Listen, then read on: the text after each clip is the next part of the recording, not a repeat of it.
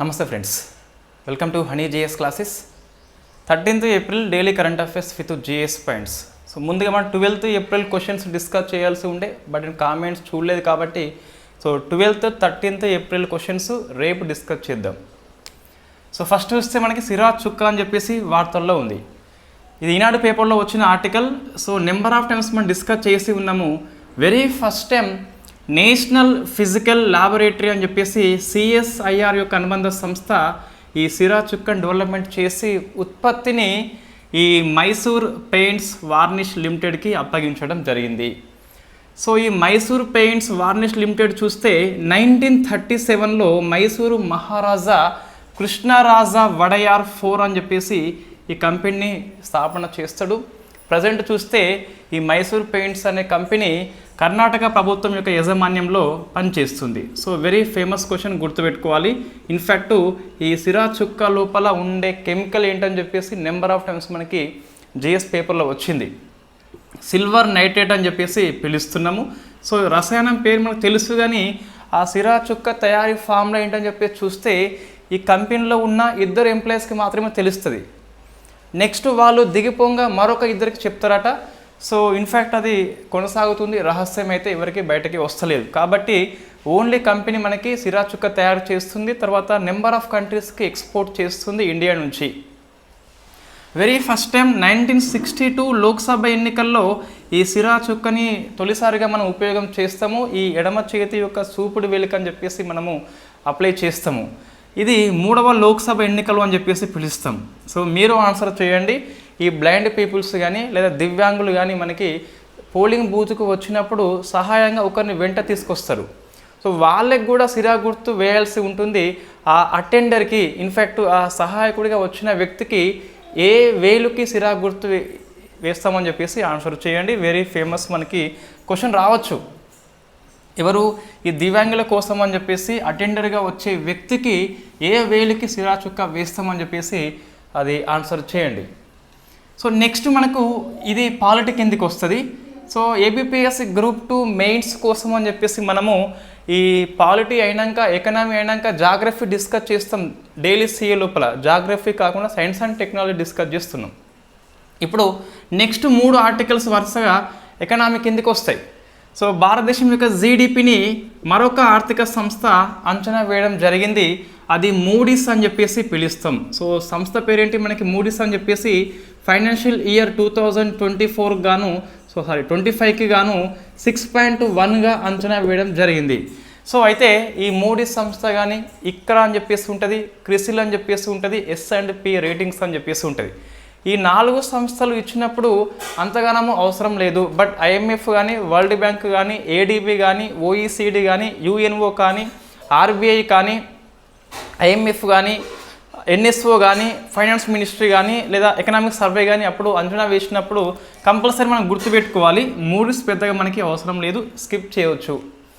Next double taxation avoidance agreement అని చెప్పేసి India Mauritius మధ్య ఒప్పందం ఉంది కదా, దాన్ని అప్డేట్ చేయడం జరిగింది. సవరణ తీసుకొచ్చారు. ఇది ట్యాక్సెస్ లెసన్లో మనం అప్డేట్ చేసుకోవాలి. సో ఏంటి విషయం అంటే ఇండియా ప్లస్ మారిషస్ 1983లో ఒప్పందం చేసుకుంటారు. డబుల్ ట్యాక్సేషన్ అవాయిడెన్స్ అగ్రిమెంట్ అని చెప్పేసి ఉంటుంది. ద్వంద్వ పన్నుల నివారణ ఒప్పందం అని చెప్పేసి పిలుస్తాం. ఏంటిది అంటే ఇన్ఫ్యాక్ట్ ఇది మారిషస్ అనుకోండి, ఇది ఇండియా అనుకోండి. సో ఒక NRI ఎవరైనా మొత్తం మీద, లేకుంటే ఇన్ఫ్యాక్ట్ విదేశీ వ్యక్తి కావచ్చు, మొత్తం మీద ఇక్కడి నుంచి మారిషస్ భూభాగం నుంచి భారతదేశంలో ఇన్వెస్ట్మెంట్ చేసినప్పుడు సో ఇన్ఫ్యాక్ట్ ఇన్కమ్ వస్తుంది కదా, ఆ ఇన్కమ్ మీద ఈ ఒప్పందం కంటే ముందు మారిషస్ ట్యాక్స్ విధించేది, ఇండియా ట్యాక్స్ విధించేది. సో మన డబుల్ ట్యాక్స్ అవుతుంది కాబట్టి ఈ మారిషస్ నుంచి ఎక్కువ ఇండియా వైపు ఇన్వెస్ట్మెంట్ రావు, మనకు డబుల్ ట్యాక్సేషన్ అవుతుందని చెప్పేసి దీని నివారణ కోసం అని చెప్పేసి ఈ డబుల్ ట్యాక్స్ని అవాయిడెన్స్ చేయాలని చెప్పేసి 1983లో మనం ఒప్పందం చేసుకుంటాము. డబుల్ ట్యాక్సేషన్ అవాయిడెన్స్ అగ్రిమెంట్ అని చెప్పేసి 80+ కంట్రీస్తో ఇండియా కలిగి ఉంది, నాట్ ఓన్లీ మారిషస్. ఇప్పుడు మళ్ళీ ఎందుకు వార్తల్లో వచ్చింది అంటే దీన్ని సవరణ చేశారు. సో 1983 ఉంది కదా, సవరణ చేయడం జరిగింది. ఈ సవరణ గుర్తుపెట్టుకోవాలి. PPT అని చెప్పేసి కొత్తగా యాడ్ చేయడం జరిగింది. సో PPT అని చెప్పేసి కొత్తగా యాడ్ చేసిండ్రు. వాట్ ఈస్ ద PPT అంటే మనకు ప్రిన్సిపల్ పర్పస్ టెస్ట్ అని చెప్పేసి పిలుస్తున్నాం. సో ప్రిన్సిపల్ పర్పస్ టెస్ట్ అని చెప్పేసి లేదా ప్రిన్సిపల్ పర్పస్ టెస్ట్ అని చెప్పేసి పిలుస్తున్నాం. ప్రాథమిక ఉద్దేశం ఏంటని చెప్పేసి అర్థం వస్తుంది. దేని ప్రాథమిక ఉద్దేశం అంటే ఈ మారిషియస్ నుంచి ఇండియాకి వచ్చే ఈ పెట్టుబడి ఉంది కదా, దీని యొక్క ప్రాథమిక ఉద్దేశం ఏంటి? సో ఇన్ఫ్యాక్ట్ ఓన్లీ పెట్టుబడి పర్పస్ అయితే గిట్ట వాళ్లకు ఈ DDAA అని చెప్పేసి అప్లై చేస్తాం. ఒకవేళ ఈ పెట్టుబడి ఉద్దేశం అనేది మిస్యూజ్ చేసినట్లయితే ఈ ఒప్పందాన్ని వాళ్లకు ఈ ప్రిన్సిపల్ పర్పస్ టెస్ట్ ఫెయిల్గా భావించి డబుల్ ట్యాక్స్ విధిస్తాము. అంటే జనరల్గా మనకు మారిషియస్లో పన్ను తక్కువ ఉంటుంది కాబట్టి ఇన్వెస్ట్మెంట్ చేస్తే మనము ఇక్కడనే ట్యాక్స్ విధిస్తాం కదా, దీన్ని ఉపయోగం చేసుకొని కొన్ని కంట్రీస్ మారిషియస్ నుంచి ఇండియాకి పెట్టుబడులు పంపిస్తాయి. సో ఎందుకు? పన్ను ప్రయోజనం కోసం అని చెప్పేసి, పన్ను ఎగవేత కోసం అని చెప్పేసి దీన్ని మిస్యూజ్ చేస్తున్నారని చెప్పేసి ఈ ప్రిన్సిపల్ పర్పస్ టెస్ట్ అని చెప్పేసి కొత్తగా యాడ్ చేస్తున్నాము. ఆ పెట్టుబడి యొక్క ఉద్దేశము పన్ను ప్రయోజనాన్ని మిస్యూజ్ చేసినట్లయితే అప్పుడు ప్రిన్సిపల్ పర్పస్ టెస్ట్ ఫెయిల్గా భావించి ఈ ఒప్పందాన్ని ఆ పెట్టుబడికి అప్లై చేయము, డబుల్ ట్యాక్స్ మనము విధించవచ్చు. సో పన్ను యొక్క ప్రయోజనాన్ని మిస్యూజ్ చేస్తున్న కంపెనీల కోసం అని చెప్పేసి వాటికి అగనిస్ట్గా ఈ ప్రిన్సిపల్ పర్పస్ టెస్ట్ అని చెప్పేసి మనం అప్లికేబుల్ చేస్తున్నాము. వెరీ ఫేమస్ అప్డేట్ గుర్తుపెట్టుకోవాలి. ప్రశ్న వస్తుంది, ఇటీవల ఏ దేశంతోని ఈ ద్వంద్వ పన్నుల ఒప్పందం లోపల ప్రిన్సిపల్ పర్పస్ టెస్ట్ అని చెప్పేసి ఇండియా ఒప్పందం చేసుకుంది అంటే మారిషియస్ అని చెప్పేసి వస్తుంది. సో కాబట్టి ఇది గుర్తుపెట్టుకోవాలి, అప్డేట్ చేసుకోవాలి నోట్స్ లోపల. ఇది నెక్స్ట్ ఇయర్కి మనకి GS అనేది అయిపోతుంది. నెక్స్ట్ ఒక అపాయింట్మెంట్ మనకి వార్తల్లో ఉంది, ఇది ఎకనామీ ఆర్థిక సంస్థ కిందికి వస్తుంది, క్రిస్టిలినా జార్జివా అని చెప్పేసి.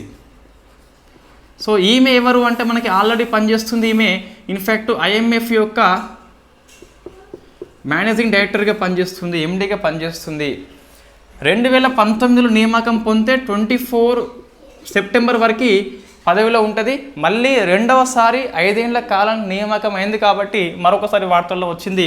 24 నుంచి 29 వరకు IMF యొక్క MD పదవిలో ఈ క్రిస్టిలినా జార్జివా అని చెప్పేసి ఉంటుంది. సో మనకి ఫేమస్ ఇన్స్టిట్యూషన్ కాబట్టి వరల్డ్ బ్యాంక్ కానీ UNO కానీ IMF కానీ ఇట్లా అయినప్పుడు వీళ్ళ నేపథ్యం మనకి అవసరము. ఈమె ప్రముఖ బల్గేరియన్ యొక్క ఆర్థికవేత్త. సో బల్గేరియా కంట్రీ మనకు వెరీ ఫేమస్, ఇటీవల వార్తల్లో ఉన్నది, మనం డిస్కస్ చేసిన వాస్తవంగా స్కెంజన్ ఏరియాలోకి వచ్చింది ఇటీవల. సో బల్గేరియా యొక్క ఆర్థికవేత్త అని చెప్పేసి చూసుకోవాలి. సో ఈ స్కెంజన్ ఏరియాలోనికి బల్గేరియా, రొమేనియా అని చెప్పేసి ఇటీవల కొత్తగా వచ్చినాయి, బట్ పార్షియల్గా వచ్చినాయి. అంటే ల్యాండ్ రూటు స్కెంజన్ ఏరియాలోకి రాలేదు, only sea route, air route అని చెప్పేసి మనం డిస్కస్ చేసి ఉన్నాము. ఇక్కడ మళ్ళీ అవసరం లేదు, ఎందుకు ఇది వార్తల్లో వచ్చింది కాబట్టి ఒకసారి చూసుకోవాలి. బల్గేరియా వార్తల్లో ఎప్పుడైనా వచ్చిందా అంటే ఎస్ వచ్చింది. స్కెంజన్ ఏరియా యూరోపియన్లోనికి వీసా ఫ్రీ ఎంట్రీ అని చెప్పేసి పిలుస్తున్నాము. 2 కంట్రీస్ జాయిన్ అయిపోయినాయి, 27+2 అని చెప్పేసి పిలుస్తాం. 31 మార్చున ఇవి ఎన్నికైనాయి అని చెప్పేసి మనం డిస్కస్ చేసి ఉన్నాము. సో 3 ఆర్టికల్స్ ఎకనామిక్ కిందికి వస్తాయండి. ఈ IMF మనం ఫుల్ సార్ డిస్కస్ చేసిన మళ్ళీ అవసరం లేదు. బ్రిటన్ వుడ్స్ మీటింగ్ 1944లో ఏర్పాటు గురించి తీర్మానం చేస్తే 1945లో ఏర్పాటు అవుతుంది. వాషింగ్టన్ DC అని చెప్పేసి హెడ్ క్వార్టర్గా ఉన్నది. 190 కంట్రీస్ అని చెప్పేసి మెంబర్షిప్ ఉంటే 189 ప్లస్ కొసావో అని చెప్పేసి పిలుస్తున్నాము. ఆ ప్లస్ ఎందుకు అంటే మనకి కొసావోకి UNO మెంబర్షిప్ లేదు అని చెప్పేసి గుర్తుపెట్టుకోవాలి. సో ప్రశ్న వస్తుంది స్టేట్మెంట్ రూపంలో, IMF యొక్క సభ్యత్వం కోసము UNO మెంబర్షిప్ కలిగి ఉండాలని చెప్పేసి వస్తుంది. దానికోసం అని చెప్పేసి ఆ ప్లస్ అని చెప్పేసి రాసుకోవాలి. Kosovo not UNO membership country అయినప్పటికీ IMFలో మెంబర్షిప్ ఉంది కాబట్టి సభ్యత్వం తప్పనిసరి కాదు అని చెప్పేసి చూసుకోవాలి. అదే వరల్డ్ బ్యాంకులో మెంబర్షిప్ తీసుకోవాలంటే IMF మెంబర్షిప్ కలిగి ఉండాలి అని చెప్పేసి గుర్తుపెట్టుకోవాలి. ఇది మనకు ఎకనామీ ఆర్టికల్స్ మొత్తం 3 ఉన్నాయి. సో నెక్స్ట్ మన జాగ్రఫీ వస్తుంది ఎప్పటిలాగా చూస్తే, బట్ ఈసారి గ్రూప్ 2 వాళ్ళ కోసం అని చెప్పేసి. సో గ్రూప్ 2 వాళ్ళ కోసం మీరు ఇన్ఫ్యాక్ట్ ఎక్కడ దాకా అంటే ఈ 8 ఆర్టికల్స్ అయిపోయాక స్కిప్ చేయవచ్చు. సో ఫస్ట్ చూస్తే మనకి స్పేస్ ఆర్టికల్ వార్తల్లో ఉంది. గోపీచంద్ తోటకూర అని చెప్పేసి వార్తల్లో ఉన్నాడు, ప్రముఖ తెలుగు వ్యక్తి. ఇన్ఫ్యాక్ట్ విజయవాడ అని చెప్పేసి స్వస్థలము, తోటకూర అని చెప్పేసి. సో ఇతను ఇండియనే. ఒక ఎన్ఆర్ఐ అంటే అమెరికా పౌరసత్వం లేదు, ఇండియా పౌరసత్వం ఉన్నది, అమెరికాలో నివాసం అని చెప్పేసి గుర్తుపెట్టుకోవాలి. ఇండియా నుంచి 6 months బయట ఉంటే ఎన్ఆర్ఐ అని చెప్పేసి పిలుస్తాం. Non resident but Indian, NRI means అది. రైట్. ఎందుకు వార్తల్లో వచ్చాడంటే ఇన్ఫ్యాక్ట్ ఇతను అంతరిక్ష యానానికి, సో అంతరిక్ష టూరిజంకి సెలెక్ట్ అయిండు. సో భారతదేశం నుంచి స్పేస్ టూరిజంలో పాల్గొంటున్న ఫస్ట్ వ్యక్తి రాకేష్ శర్మ కాదు, ఇతను రాకేష్ శర్మ 1983లో మనకి ఇన్ఫ్యాక్ట్ అతను పోయింది ఏంటిది అంటే స్పేస్ టూరిజం పర్పస్ కాదు, వ్యోమగామి అతను. సో రీసెర్చ్ పర్పస్ పోయిండు. ఇది టూరిజం పర్పస్ అని చెప్పేసి గుర్తుపెట్టుకోవాలి. ఓవరాల్గా ఫ్రమ్ ఇండియా నుంచి చూస్తే ఎవరు మనకి రెండో వ్యక్తి అని చెప్పేసి పిలుస్తాం. ఫస్ట్ రాకేష్ శర్మ అని చెప్పేసి మనకు వస్తాడు. ఎస్, అది వేరు ఇది వేరు. స్పేస్ టూరిజం పర్పస్ చూస్తే ఇతను ఫస్ట్, ఓవరాల్గా చూస్తే రెండు అని చెప్పేసి గుర్తుపెట్టుకోవాలి. ఇటీవల ఇది మీరు ఆన్సర్ చేయండి. గగనయాన్ కోసం అని చెప్పేసి 4 వ్యోమగాముల పేర్లు మనకి వార్తల్లో వచ్చినాయి కదా. ఈ 4 పేర్లు గుర్తుపెట్టుకోవాలి. నెంబర్ ఆఫ్ టైమ్స్ మనకి రానున్న ఎగ్జామ్లో ప్రశ్న తప్పనిసరిగా వస్తుంది. ఇది మీరు ఆన్సర్ చేయండి. వీళ్ళు ఇంకా పోలేదు కాబట్టి ఇతను రెండో వ్యక్తి అని చెప్పేసి మనం పిలుస్తున్నాము.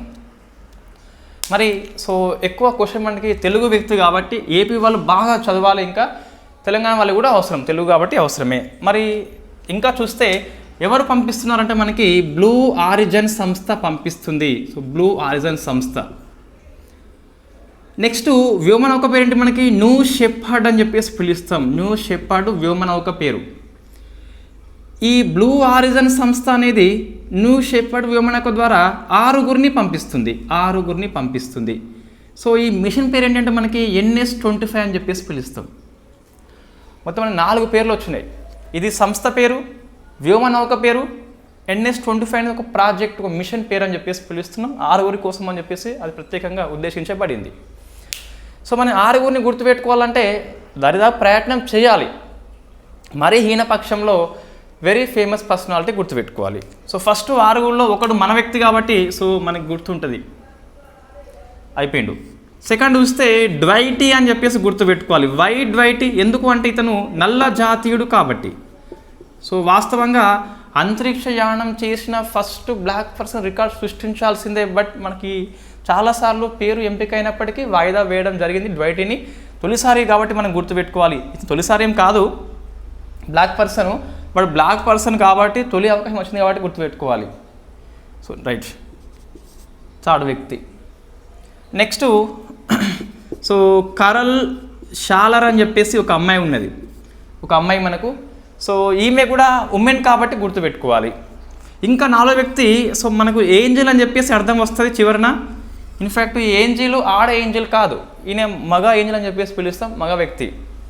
ఇంకొకరు చిరోల్ అని చెప్పేసి అర్థం వస్తుంది. సో లాస్ట్ పర్సన్ ఇన్ఫ్యాక్ట్ ఇంకా ఏదో పేరు ఉంటుంది మనకు, కెన్నెత్ అని చెప్పేసి అర్థం వస్తుంది, కెన్నెత్. సో 6 పేరు ప్రయత్నం చేయండి. హీనపక్షంలో ఈ 3 పేర్లు గుర్తుపెట్టుకోవాలి. సో మన గోపిచంద్తో పాటు డ్వైటీ బ్లాక్ పర్సన్ కాబట్టి, కరల్ షాలర్ అని చెప్పేసి కరోల్ షాలర్ అని చెప్పేసి ఒక అమ్మాయి కాబట్టి, సో మహిళ అండ్ బ్లాక్ పర్సన్ అనేది ఈజీగా ఎగ్జామ్లో అట్రాక్ట్ చేస్తుంది కాబట్టి ప్రశ్న వస్తే రావచ్చు. అయితే ఈ ప్రశ్న వస్తే గిట్ట ఏబిపిఎస్ టీఎస్పీఎస్సి సో షార్టిజం చూపెట్టి ఈ 6 పేర్లలో లేదని చెప్పేసి ప్రశ్న వస్తుంది కాబట్టి ఒకసారి పేర్లు మనం చదివితే 4 ఆప్షన్లో తప్పనిసరిగా గుర్తుంటుంది. ఒకసారి చదివి ఒకసారి రాస్తే గిట్ట గుర్తుంటుంది, డౌట్ అయితే లేదు. ఇది మనకి వార్తల్లో ఉన్నదండి. So second person from India, first person space tourism అని చెప్పేసి చూసుకోవాలి. సో 4 వ్యోమాల పేర్లు మీరు ఆన్సర్ చేయండి. 13th April 12th April questions అన్నీ నేను రేపు కామెంట్ బాక్స్లో ఉన్నటువంటి వాటిని చూసి సో బెస్ట్ ఆన్సర్ నేను ఇక్కడ కంపల్సరీ రాస్తాను. సో నెక్స్ట్ ఒక స్పైవేర్ మనకి వార్తల్లో ఉంది, మెర్సినరీ స్పైవేర్ అని చెప్పేసి పిలుస్తాం. సో మెర్సినరీ స్పైవేర్ ప్రశ్న ఎలా వస్తుందండి అంటే ఇటీవల వార్తల్లో కనిపించిన మెర్సినరీ అనగా అని చెప్పేసి వస్తుంది. It is one of the spyware అని చెప్పేసి పిలుస్తున్నాం. మనం ఇయర్ రౌండప్లో స్పైవేర్లు అన్నీ ఒక రాసుకున్నాం కదా, అక్కడ ఇది రాస్తే సరిపోతుంది. రైట్. సో మనం ఆల్రెడీ మంత్లీ మ్యాగజైన్ని సబ్జెక్ట్ వైజే ఇస్తున్నామండి. ఇప్పుడు పాలిటీ తీసుకుంటే మీకు మార్చిలో పాలిటీ పేజెస్ అన్నీ ఒక దగ్గర ఉంటాయి. ఎకనామిక్ పేజెస్ అన్నీ ఒక దగ్గర ఉంటాయి. మీరు 3 months కావాలంటే సో మార్చి, ఫిబ్రవరి, జనవరి తీసుకోవాలి. 6 months కావాలనుకో డిసెంబర్, నవంబర్, అక్టోబర్. 1 year కావాలంటే ఇంకా వెనక్కి వెళ్తే అయిపోతుంది. సో అన్నీ మనకి సబ్జెక్ట్ వైజ్ ఉన్నాయి కాబట్టి ఎవరికి వాళ్ళు తీసుకోవచ్చు, పెద్ద ఇబ్బంది ఇక్కడ ఏమీ లేదు. రైట్, ఇక్కడ చూస్తే గిట్ట ఇన్ఫ్యాక్ట్ ఇది ఎందుకు వార్తల్లో వచ్చింది అంటే ఈ ఐఫోన్ లోపల ఇది అటాక్ చేయొచ్చు అని చెప్పేసి యాపిల్ సంస్థ ఐఫోన్ యొక్క వినియోగదారులను హెచ్చరించింది కాబట్టి వార్తల్లో వచ్చింది. ఐఫోన్ మీద మనకి హ్యాకింగ్ కాదని చెప్పేసి ఒకటి కనిపిస్తుంది, బట్ ఇక్కడ చూస్తే ఇంకా అటాక్ చేయలేదు, చేయొచ్చు అని చెప్పేసి ఇన్ఫ్యాక్ట్ ఈ మెర్సనర్ అని చెప్పేసి పేరు పిలుస్తున్నాం. అయితే ఇది కిరాయిదారు సంస్థ, అంటే ఎవరో మొత్తం డెవలప్మెంట్ చేసినలు కిరాయికి ఇస్తుంది. సో కిరాయి తీసుకున్న వాళ్ళు దీన్ని ఉపయోగించి హ్యాక్ చేస్తారు. మనకి ఇటువంటిది ఒక దగ్గర వచ్చిందండి, అదే వెరీ ఫేమస్ పెగాసస్ అని చెప్పేసి పిలుస్తాం. ఇజ్రాయెల్ యొక్క NSO సంస్థ దీన్ని రూపొందించింది. ఇజ్రాయెల్ యొక్క రక్షణ కోసం అని చెప్పేసి మనం డిస్కస్ చేసి ఉన్నాము, ఒక క్లాస్ చేస్తున్నాం దీని మీద, మళ్ళీ ఇక్కడ అవసరం లేదు. రైట్, ఇది వార్తల్లో ఉన్నదని చెప్పేసి చూసుకోవాలి. నెక్స్ట్ ఒక 2 ఆర్టికల్స్, అవి పర్యావరణము, very famous group APPS mains వాళ్ళకి. సో మనకి చాప్టర్లో ఉంది కాబట్టి అవసరం ఉంటుంది. సో ఫస్ట్ మనకి సిట్రోయిన్ కంపెనీ అని చెప్పేసి వార్తల్లో ఉంది. సిట్రోయిన్ కంపెనీ ఇది ఒక ఫ్రెంచ్ వాహనదారు సంస్థ అని చెప్పేసి పిలుస్తాం. సో ఎలక్ట్రిక్ వెహికల్ తయారు చేస్తుంది భారతదేశం లోపల, మేక్ ఇన్ ఇండియాలో భాగంగా తయారు చేస్తుంది. ఇప్పుడు ఎందుకు వార్తల్లో వచ్చింది అంటే వెరీ ఫస్ట్ టైం మనకి ఇన్ఫ్యాక్ట్ చెన్నైలో ఉన్నటువంటి ఏంటిది ఇది Kamarajar port. So Kamarajar port అని చెప్పేసి ఇక్కడ నుంచి మనకి సో ఇండోనేషియాకి వెరీ ఫస్ట్ టైం ఒక ఎలక్ట్రిక్ వెహికల్స్ అని చెప్పేసి ఒక 500 కార్లని పంపించింది. కాబట్టి ఇండియా భూభాగం నుంచి electric vehicle export very first time అని చెప్పేసి మనకి ఎక్స్ప్రెస్ కథనం పేర్కొంటుంది. సో ఇది కామరాజర్ పోర్టు అనేది మనకు వాస్తవంగా ఇన్ఫ్యాక్ట్ ఇది ఏమంటామంటే ఎన్నూరు పోర్ట్ అండి. సో ఎన్నూరు పోర్టు యొక్క పేరుని మనము కామరాజర్ అని చెప్పేసి పేరు మార్చుకున్నాం. భారతదేశంలో 1 of the మేజర్ పోర్టు. ఇప్పటికీ ఇండియా లోపల మేజర్ పోర్ట్ సంఖ్య ఎంత 12+1 అని చెప్పేసి పిలుస్తున్నాము. ఈ 1 మనకి వదవన్ పోర్ట్ అని చెప్పేసి ముంబై లోపల ఇంకా నిర్మాణంలో ఉంది కాబట్టి సో ప్రజెంట్ పనిచేస్తున్నాయి 12 అని చెప్పేసి వస్తుంది, మొత్తం అంటే 13 అని చెప్పేసి వస్తుంది. So port Blair it is not major port అని చెప్పేసి గుర్తుపెట్టుకోవాలి. రైట్, ఇక్కడ నుంచి వెరీ ఫస్ట్ టైం కాబట్టి ప్రశ్న వస్తే మనకి రావచ్చు, సరిపోతుంది. నెక్స్ట్ సో ప్రపంచంలోనే ఫస్ట్ ఈ ఫ్యూయల్ని ఇన్ఫినియం అనే కంపెనీ రూపొందించింది. సో ప్రపంచంలో కాబట్టి ప్రశ్న వస్తుంది, ఇంకా వరల్డ్ ఫస్ట్ ఈ ఫ్యూయల్. సో ఎలక్ట్రిక్ ఫ్యూయల్ ఇంధనాన్ని, ఎలక్ట్రిక్ వెహికల్ కాదు ఎలక్ట్రిక్ ఫ్యూయల్ అని చెప్పేసి Infinium company, California company, America company అని చెప్పేసి ఉంటుంది, రూపొందించింది. ఈ ఇన్ఫినియం యొక్క కంపెనీ యొక్క ప్లాంట్ అనేది మనకు కార్పస్ క్రిస్టీ అని చెప్పేసి పిలుస్తాం. సో కార్పస్ క్రిస్టీ ఇది టెక్సాస్ రాష్ట్రం లోపల ఉంటుంది. ఈ టెక్సాస్ రాష్ట్రంలో ఉన్నటువంటి కార్పస్ క్రిస్టీ ప్లాంట్ లోపల ఇన్ఫినియం కంపెనీ ప్రపంచం మొట్టమొదటి ఎలక్ట్రిక్ ఫ్యూయల్ను ఉత్పత్తి చేసింది. సో మనకి కార్బన్ని క్యాప్చర్ చేసి అంటే captured CO2 plus green hydrogen ఉపయోగించి ఈ ఫ్యూయల్ని తయారు చేస్తారు. సో వెరీ ఫేమస్ ఆర్టికల్, గుర్తుపెట్టుకోవాలి. ప్రపంచంలో మొట్టమొదటి ఎలక్ట్రిక్ ఫ్యూయల్ని ఏ సంస్థ అంటే ఇన్ఫినియం కంపెనీ ఫ్రమ్ కాలిఫోర్నియా. దీని ప్లాంట్ చూస్తే మనకి నెంబర్ ఆఫ్ ప్లాంట్స్ ఉన్నాయట. సో ఎక్కడ ఉన్న ప్లాంట్ లోపల ఫస్ట్ ఉత్పత్తి అంటే కార్పస్ క్రిస్టీ అని చెప్పేసి టెక్సాస్ రాష్ట్రంలో ఉన్నది. ఇన్ఫినియం కంపెనీకి అమెజాన్ కంపెనీ హెల్ప్ చేస్తుంది, తర్వాత బిల్ గేట్స్ కూడా హెల్ప్ చేస్తున్నాడు అని చెప్పేసి మనకి ఆర్టికల్ పేర్కొంటుంది. వెరీ ఫేమస్, గుర్తుపెట్టుకోవాలి. దీంతో మనకి APPS గ్రూప్ 2 మెయిన్స్ వాళ్ళకి అయిపోయింది ఇంకా. సో మీరు స్కిప్ చేసి పడేయచ్చు. ఇంకా నెక్స్ట్ జాగ్రఫీ ఆర్టికల్ అని చెప్పేసి కొన్ని అంశాలు మనకు ఉన్నాయి. సో జాగ్రఫీ ఆర్టికల్ ఇది వాస్తవం జాగ్రఫీ ఏం కాదు, తెలంగాణ ప్లస్ AP వాళ్ళకి ఇద్దరికి అవసరం కాబట్టి జాగ్రఫీ అని చెప్పేసి హెడ్డింగ్ పెట్టి రాస్తున్నాము. So Krishna river management board అని చెప్పేసి సో తాగునీటి అవసరం కోసం అని చెప్పేసి ఈ నాగార్జున సాగర్ నుంచి తెలంగాణకి 8.5 TMC కేటాయించింది. సో ఏపీకి 5.5 TMC కేటాయించింది. సో మనం TMC ఈ ప్రాజెక్ట్లో అన్యాయాలని చెప్పేసి ఒక క్లాసు అని తెలంగాణ ఉద్యమంలో పెండింగ్ ఉన్నది. ఎస్, సో కరెంట్ మీద మొత్తం మీద బట్ మనం కంటిన్యూ చేద్దాం, కనిపిస్తుంది. ఎస్, కనిపిస్తుంది. అయితే ఏమైంది అంటే మన గ్రూప్ 2 ఎగ్జామ్ డేట్స్ బట్టే నేను క్లాస్ని చెప్తాను. ఇన్ఫాక్ట్ తెలంగాణ ఉద్యమంలో 3 to 4 క్లాసెస్ ఉన్నాయి, ఇండియా మోడర్న్ ఇండియన్ హిస్టరీలో 3 to 4 క్లాసెస్ ఉన్నాయి. సో అవి కంపల్సరీ మనం పూర్తి చేద్దాం. అక్కడ ఇది వస్తుంది లేండి, ఇక్కడ మనకు పెద్దగా అవసరం లేదు. కానీ ఈ కృష్ణా రివర్ మేనేజ్మెంట్ బోర్డు ఏదైతే ఉందో ఇది so Andhra Pradesh state reorganisation act 2014 ప్రకారం ఏర్పాటు చేస్తాం. ఇందులో 3 మెంబర్ కమిటీ పనిచేస్తుంది. ఆ 3 మెంబర్ కమిటీ అనేది డిసైడ్ చేసింది. సో తాగునీటి కోసం అని చెప్పేసి మే మాసం నాటికి 8.5 టీఎంసీ తెలంగాణకు, 5.55 టీఎంసీ అని చెప్పేసి ఏపీకి కేటాయించింది. సో మనకు ఈ 3 మెంబర్ సభ్యుల కమిటీ అని చెప్పేసి కూడా ప్రశ్న వస్తుందండి. అందులో Narayana Reddy so engineer in chief అని చెప్పేసి ఫ్రమ్ ఏపీ, అనిల్ కుమార్ అని చెప్పేసి ఫ్రమ్ తెలంగాణ. నెక్స్ట్ ఈ బోర్డుకేమో రాయపూరే అని చెప్పేసి నాయకత్వం వహిస్తున్నాడు. సో రాయపూరే, అనిల్ కుమార్, నారాయణ రెడ్డి అని చెప్పేసి ముగ్గురు పేరు గుర్తుపెట్టుకోవాలి, ప్రశ్న కంపల్సరీ వస్తుంది కాబట్టి. నెక్స్ట్ సో మాలి అనే సంస్థ వార్తల్లో, దేశం అనే వార్తల్లో వచ్చింది. సో మాలి దేశం లోపల సమాచార మాధ్యమాల మీద మొత్తం మీద బ్యాన్ విధించారు. సో నోట్స్లో ఉంటుంది, చూసుకోండి. Only 1 line answer. నెక్స్ట్ ఇక్కడ సో మెన్స్ట్రువల్ లీవ్స్ అని చెప్పేసి ఈ మహిళల కోసమని సో ఇక్కడ చండీగఢ్లో ఉన్న పంజాబ్ విద్యాలయం అనేది సో ఒక సెమిస్టర్లో 4 డేస్ గరిష్టంగా లీవ్ ఇస్తుందట. నెలసరి వచ్చినప్పుడు గరిష్టంగా వాళ్ళు 4 డేస్ లీవ్ వాడుకోవచ్చు సెమిస్టర్ లోపల. అయితే మినహాయింపు ఏంటి అంటే ఎగ్జామ్స్ టైంలో లీవ్ వాడుకోవద్దు అని చెప్పేసి విద్యాలయం మనకు చెప్పడం జరిగింది. సో ఇది వెరీ ఫస్ట్ టైమే కాదు, కేరళ లోపల మనకి కొచ్చిన్ అని చెప్పేసి ఉంటుంది. So Cochin university of science and technology అని చెప్పేసి సో తొలిసారిగా మనకు ఇన్ఫ్యాక్ట్ ఏది లీవ్ ఇవ్వడం జరిగింది. So Cochin university of science and technology very first time మహిళల కోసం అని చెప్పేసి మెన్స్ట్రువల్ లీవ్స్ని ఇచ్చింది. ఇంకా చూస్తే హైదరాబాద్ లోపల సో నల్సార్ నెక్స్ట్ ఈ అస్సాం లోపల ఇన్ఫ్యాక్ట్ మనకి గౌహతి అని చెప్పేసి, గుహవాటి అని చెప్పేసి పిలుస్తుంది దాన్ని. నెక్స్ట్ తేజ్పూర్ అని చెప్పేసి ఇవి ఇవ్వడం జరిగింది మెన్స్ట్రువల్ లీవ్స్ ఫర్ ఉమెన్ అని చెప్పేసి.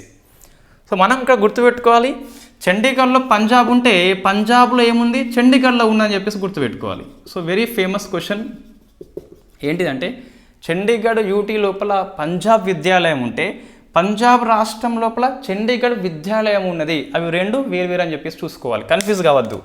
సో మనకి ఇచ్చింది ఎవరు అంటే చండీగఢ్ యూటీ ఇచ్చింది, పంజాబ్ ఏంటి యూనివర్సిటీ నేము.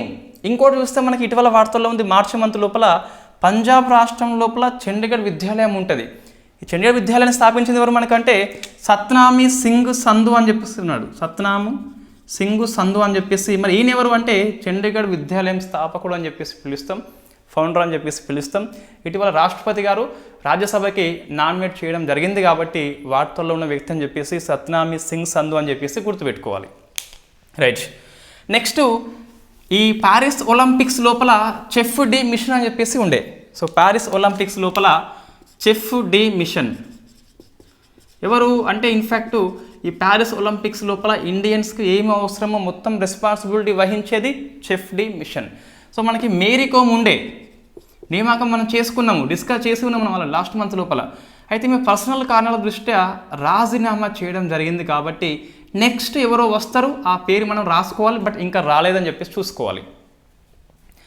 నెక్స్ట్ ఈ ప్యారిస్ ఒలింపిక్స్ లోపల అథ్లెటిక్స్ లోపల గోల్డ్ వచ్చిన వాళ్ళకి ఈ వరల్డ్ అథ్లెటిక్స్ అనే సంస్థ $50,000 ఇస్తుందట. సుమారుగా మన ఇండియా పాయింట్ ఆఫ్లో చెప్పాలంటే 41.60 లక్షలు అని చెప్పేసి ఉన్నది. సో ఏంటి ఈ ప్యారిస్ ఒలింపిక్స్ 24 లోపల అథ్లెటిక్స్ లోపల ఎవరైతే గోల్డ్ సంపాదిస్తారో వాళ్ళకి ప్రైజ్ మనీ ఇస్తుంది $50,000 అని చెప్పేసి. ఒక సమాఖ్య ఇట్లా ఇవ్వడం వెరీ ఫస్ట్ టైం. సరే ఒక పథకం వచ్చినప్పుడు ఆ దేశంలో ఉన్న స్పోర్ట్స్ వాళ్ళకి ఆ దేశం ఇచ్చుకుంటుంది. అట్లా కాకుండా ఏ దేశం వాళ్ళైనా అథ్లెటిక్స్లో కనుక గోల్డ్ వచ్చినట్లయితే వాళ్ళకి ఇంత ప్రైజ్ మనీ ఇస్తుంది కాబట్టి గుర్తుపెట్టుకోవాలి. వెరీ ఫస్ట్ టైం కాబట్టి ఎవరు ఇచ్చినారు, వరల్డ్ అని చెప్పేసి గుర్తుపెట్టుకోవాలి, వరల్డ్ అథ్లెటిక్స్ అని చెప్పేసి గుర్తుపెట్టుకోవాలి. రైట్. నెక్స్ట్ ఈ 28 లాస్ ఏంజిల్స్ ఒలింపిక్స్ లోపల గోల్డ్తో పాటు సిల్వర్కి ప్లస్ బ్రాంజ్ ఏది వచ్చినప్పటికీ కూడా ప్రైజ్ మనీ ఇస్తారట. ప్యారిస్ ఒలింపిక్స్ చూస్తే కేవలం గోల్డ్కే అయితే 28 ఒలింపిక్స్ చూస్తే గోల్డ్తో పాటు సిల్వర్ అండ్ బ్రాంజ్ అని చెప్పేసి గుర్తుపెట్టుకోవాలి.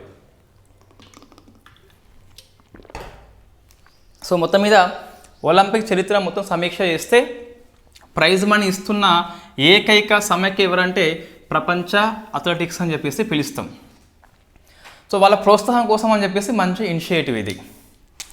నెక్స్ట్ లా అండ్ స్పిరిచువాలిటీ అని చెప్పేసి ఒక పుస్తకాన్ని మనకు సీమా సింగ్ ప్లస్ ఒక మిట్టల్ అని చెప్పేసి రాస్తాడు. ఆ మిట్టల్ ప్లస్ సీమా సింగ్ అని చెప్పేసి ఉమ్మడిగా రాస్తే ఉపరాష్ట్రపతి లాంచ్ చేసిండు పిఐబి న్యూస్ కాబట్టి గుర్తుపెట్టుకోవాలి. ద లా అండ్ స్పిరిచువాలిటీ అని చెప్పేసి పుస్తకం పేరు. సో పుస్తకం పూర్తి పేరు చెప్పాలి అంటే law and spirituality reconnecting the bond అని చెప్పేసి రామన్ మిట్టల్ ప్లస్ సీమా సింగ్ రాస్తారు. ఉపరాష్ట్రపతి లాంచ్ చేస్తారు అని చెప్పేసి చూసుకోవాలి. అసలు ఏముంటుందంటే ఆ వేదాలకి ఈ న్యాయానికి సంబంధం ఉంటుందని చెప్పేసి, వేదాలు చదివిన వ్యక్తి తప్పు చేయడం అని చెప్పేసి ప్రతి వ్యక్తి రాత్రి పడుకునే కంటే ముందు ఈ పుస్తకాన్ని పక్కపొంటి పెట్టుకోవాలని చెప్పేసి చెప్పడం జరిగింది. తర్వాత ఒక నియామకం మనకి వార్తల్లో ఉంది. సో ఆ వేదాలు చదువు తప్పేయడం ఏంటి, ఇన్ఫ్యాక్ట్ ఎంతవరకు మనం అప్లై చేస్తున్న దాని మీద ఉంటుంది. ఒక పుస్తకం చదివితే మనము ఇన్ఫ్యాక్ట్ సంపూర్ణం కాలేము, అప్లై చేసి సంపూర్ణం అయితే అవుతాము. నెక్స్ట్ సో అపర్ణ గార్గే అని చెప్పేసి, సో కొంతమంది ఇన్ఫ్యాక్ట్ ఇది అందరేం కాదు, సో కొంతమంది ఏం చేస్తారంటే ఇంకా రిఫరెన్స్ పుస్తకాలు అని చెప్పేసి సేకరణ చేస్తూనే ఉంటారు. సో ఎన్ని పుస్తకాలు ఉన్నప్పటికీ మనం ఎంత నాలెడ్జ్ సంపాదించడం చెప్పేసి మన అచీవ్మెంట్ అయితే డిపెండ్ అయి ఉంటుంది. సో నీ దగ్గర పాలిటీ పుస్తకాలు 5-6 ఉండవచ్చు, బట్ ఒక పుస్తకం మంచిగా గట్టి చదివితే నువ్వు జాబ్ సంపాదిస్తావు కంపల్సరీ. ఎకనామీ 1 పుస్తకం ఈజ్ ఎనఫ్. అట్లా మనకు కొన్ని రిఫరెన్స్ పుస్తకాలు, తక్కువ పుస్తకాలు పెట్టుకోండి, ఎక్కువసార్లు అధ్యయనం చేస్తే జాబ్ అయితే వస్తుంది. అండ్ అపర్ణ గార్గే అని చెప్పేసి మనకి ఒక ఉమెన్ అపాయింట్మెంట్ కాబట్టి గుర్తుపెట్టుకోవాలి. సో ఈమె Indian railway institution of financial మేనేజ్మెంట్కి సో చైర్మన్గా ఎన్నికైంది. ఇది మన సికింద్రాబాద్లో ఉన్నది. హెడ్ క్వార్టర్ వచ్చేసి ఈ రైల్వే అధికారుల యొక్క ఆడిటింగ్ కోసం అని చెప్పేసి ట్రైనింగ్ ఇస్తుంది. So Indian railway institution financial management యొక్క హెడ్గా అపర్ణ గార్గే, సికింద్రాబాద్ హెడ్ క్వార్టర్ ఉంటుంది కాబట్టి మహిళ కాబట్టి మనం గుర్తుపెట్టుకోవాలి కంపల్సరీ. నెక్స్ట్ ఒక వ్యక్తి చనిపోయిన వార్తల్లో ఉన్నాడు, మురారి ఆల్ అని చెప్పేసి పిలుస్తాం. సో మురారి ఆల్ అని చెప్పేసి పిలుస్తాం. ఇతను ఉత్తరాఖండ్ చిక్పో ఉద్యమంలో one of the famous person కాబట్టి వార్తల్లో ఉన్నాడు. సో 1973లో మనకి స్టార్ట్ అవుతుంది చిప్కో అని చెప్పేసి. ఇది మీరు ఆన్సర్ చేయండి. ఈ చిప్కో అంటే మనకి ఆలింగనం అని చెప్పేసి అర్థం వస్తుంది కదా. ఇటువంటి హగ్ ఉద్యమాలు ఎన్ని ఉన్నాయని చెప్పేసి మొత్తం ఆన్సర్ చేయండి. సో చిప్కో ఒకటే కాదు, నెంబర్ ఆఫ్ ఉద్యమాలు ఉన్నాయి మనకు. ఇటువంటి ఆలింగనం, చెట్టుకి ఆలింగనం చేసుకోవడం అని పిలుస్తాం కదా, ఎన్ని ఉన్నాయని చెప్పేసి అది ఒకటి ఆన్సర్ చేయండి. నెక్స్ట్ ఒక ప్లాంట్ వార్తల్లో ఉంది, ట్రిపిల్స్కా అని చెప్పేసి పిలుస్తాం. సో ట్రిపిల్స్కా అని చెప్పేసి ఒక ప్లాంట్ పేరు అండి. ఇది ఇన్ఫ్యాక్ట్ ఉక్రెయిన్లో ఉంటుంది. రష్యా ధ్వంసం చేసింది కాబట్టి వార్తల్లో ఉన్నది. సో మనకి ఈ కైవ్ లాంటి నగరాలకి ఇది ఎలక్ట్రిసిటీ అనేది అందిస్తుందట. సో ధ్వంసమైంది కాబట్టి చీకట్లు వచ్చాయని చెప్పేసి ఆర్టికల్ ఎక్స్ప్లెయిన్ చేస్తుంది. సో ఉక్రెయిన్లో ఉన్నటువంటి ట్రిపిల్స్కా పవర్ ప్లాంట్ అని చెప్పేసి గుర్తుపెట్టుకోవాలి. Thermal power plant, not nuclear power plant. Zaporizhzhia వేరు, అది న్యూక్లియర్ పవర్ ప్లాంట్, అది ఐరోపాలో అతిపెద్దది. సో ఇది కూడా మీరు ఆన్సర్ చేయండి, టైంకి వచ్చింది కాబట్టి. సో ఐరోపాలో అతిపెద్ద న్యూక్లియర్ రియాక్టర్ ఏంటని చెప్పేసి మీరు ఆన్సర్ చేయండి. మనం డిస్కస్ చేసుకున్నాం. ప్రముఖ ఫిన్లాండ్ లోపల ఒల్కిలు ఓటో అని చెప్పేసి ఇది ఉంటుంది మొత్తం మీద. రైట్. తెలంగాణ కోసం చూస్తే గిట్ట స్వీప్ అనే ప్రోగ్రామ్కి సో మన త్రిషా గొంగడి ప్లస్ ఆర్క్ ఫౌండేషన్ వాళ్ళు ప్రచారకర్తగా నియామకం పొందారు. స్వీప్ ప్రోగ్రామ్ ఏంటి అంటే ఈ ఎన్నికల్లో ఓటర్ల యొక్క లిటరసీ కోసం అని చెప్పేసి ఎన్నికల సంఘం కార్యక్రమం పేరు మనం స్వీప్ అని చెప్పేసి పిలుస్తున్నాం. సిస్టమేటిక్ ఓటర్ ఎడ్యుకేషన్ అని చెప్పేసి వస్తుంది. రైట్.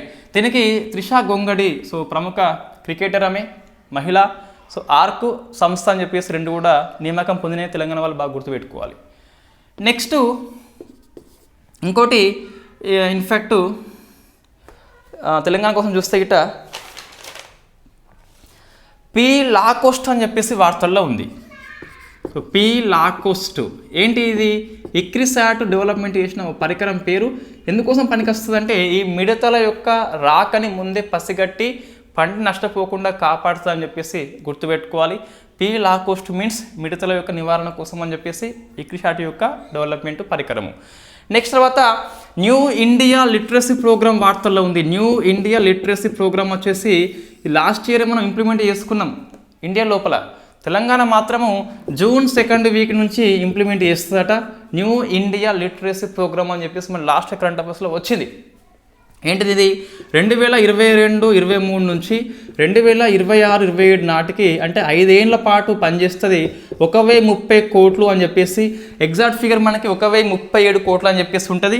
సో ఇది 5 కోట్ల మందిని అక్షరాస్యం చేయాలని చెప్పేసి లక్ష్యం పెట్టుకున్నది. 15+ ఏజ్ కలిగి ఉండి చదువు రాని వాళ్ళకు చదువు చెప్పిస్తుంది అని చెప్పేసి ఈ NILP ప్రోగ్రామ్ గుర్తుపెట్టు తెలంగాణ ఇంప్లిమెంట్ చేస్తుంది.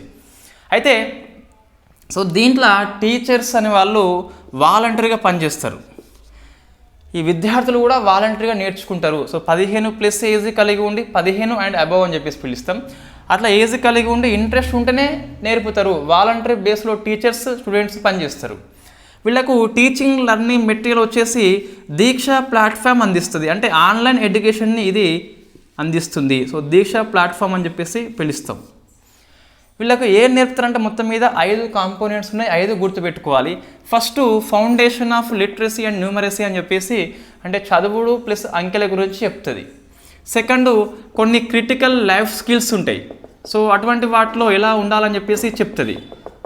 సో దీన్ని చదువు పెద్ద అవసరం లేదు బట్ చెప్తారు. నెక్స్ట్ కొద్దిగా బేసిక్ ఎడ్యుకేషన్ అయితే అందిస్తారు. నెక్స్ట్ కొన్ని ఒకేషనల్ స్కిల్స్ కొన్ని చెప్తారు. తర్వాత వీళ్ళకి ఇంట్రెస్ట్ ఉంటే కంటిన్యూయింగ్ ఎడ్యుకేషన్ అని చెప్పేసి ఈ 5 కాంపోనెంట్స్తోని NILP అనేది జూన్ 2వ వారంలో తెలంగాణ ప్రభుత్వము స్టార్ట్ చేస్తుంది. It is the central sponsored scheme. 1030 కోట్లతోని సెంట్రల్ స్పాన్సర్ అని చెప్పేసి మొత్తం 5 ఏళ్ల పాటు ఇది అమల్లో ఉంటుంది. సో ఇది మనకి ఈరోజు కరెంట్ అఫైర్స్ వార్తల్లో ఉన్నాయి. మొత్తం మీద కనిపిస్తుంది, ఎటువంటి ఇబ్బంది ఏం లేదు. సో ఏబిపిఎస్ వాళ్ళు ఇన్ఫ్యాక్ట్ ఇక్కడ వరకు గుర్తుపెట్టుకోవాలి. ఫస్ట్ యూఫియల్ కార్పస్ క్రిస్టీ అని చెప్పేసి ఏం కంపెనీ, ఇన్ఫినియం కంపెనీ అని చెప్పేసి ఫ్రమ్ కాలిఫోర్నియా. సో 8 ఆర్టికల్స్ వరకు ఏబిపిఎస్ వాళ్ళకి ఇంపార్టెంట్. మిగతా అన్నీ కూడా సో మన టీఎస్పీఎస్సీ ప్లస్ ఏబిపిఎస్సీ వాళ్ళకి కూడా ఇంపార్టెంట్. మిగతా ఎగ్జామ్స్ రాస్తే అవి కూడా important. Thank you very much.